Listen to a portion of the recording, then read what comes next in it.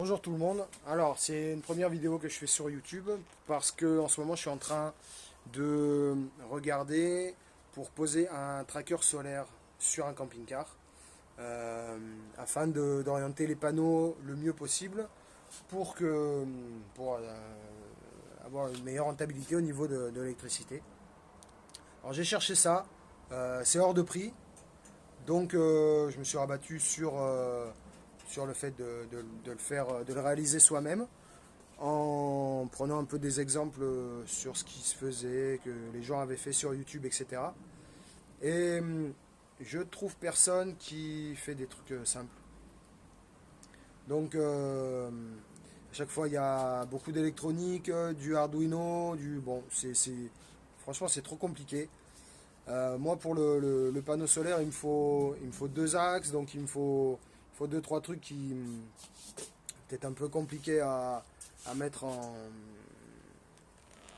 à faire seul, mais bon voilà. J'ai le début d'une piste, en tout cas un truc que j'ai fait qui fonctionne pour un cuiseur solaire. Donc c'est un tracker de soleil.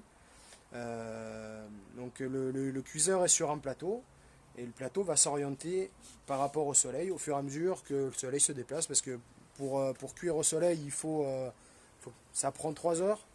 Ça dépend des plats, mais genre une ratatouille ça prend 4 heures, un truc comme ça. Donc voilà, on peut passer tout le temps décaler le cuiseur solaire, mais j'ai trouvé que c'était plus sympa avec un tracker solaire. Donc voilà, j'ai réalisé ça pour moins de 20 euros. Et cette vidéo, elle est à diffuser le plus largement possible pour que les gens s'en inspirent. Et ça fonctionne. Donc voilà, c'est génial. On peut l'appliquer à plein de choses. Je pense à du photovoltaïque, à du solaire thermique, enfin, pour faire les chauffe-eau. Voilà. Alors, je vous montre la bête. C'est très simple. C'est ça. Donc le cuiseur, on le met ici. Alors bon, je ferai une autre vidéo sur un cuiseur solaire aussi qui est très très simple à réaliser pour quelques euros. Là, on va parler exclusivement du tracker.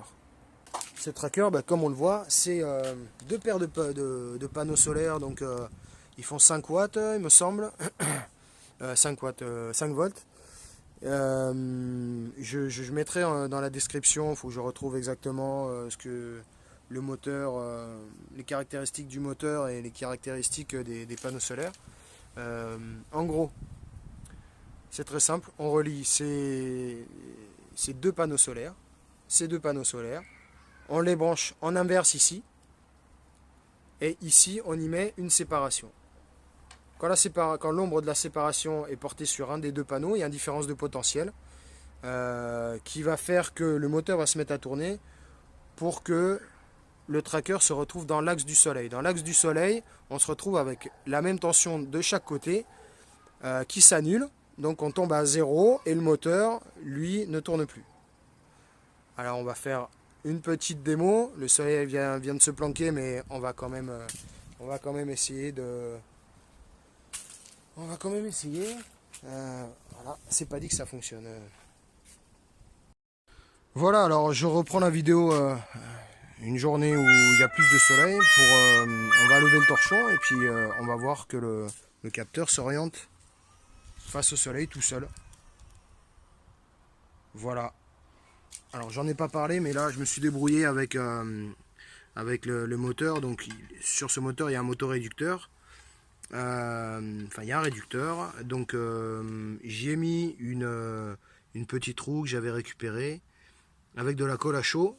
Donc cette roue là elle colle le plateau est sur roulement à billes, et donc voilà, ça fait le boulot. On peut le faire avec autre chose, mais voilà, ça fait le boulot. On voit bien, hein, dès que je fais de l'ombre sur le panneau, il se réoriente tout seul. Voilà. On peut améliorer le système en réduisant cet espace là pour qu'il y ait plus d'ombre, enfin qu'il y ait de l'ombre portée plus vite sur le panneau, et donc que ça soit optimisé. Voilà. On peut le refaire encore, hein. Dès que je cache une partie, le moteur se met en marche. Dès que je lâche,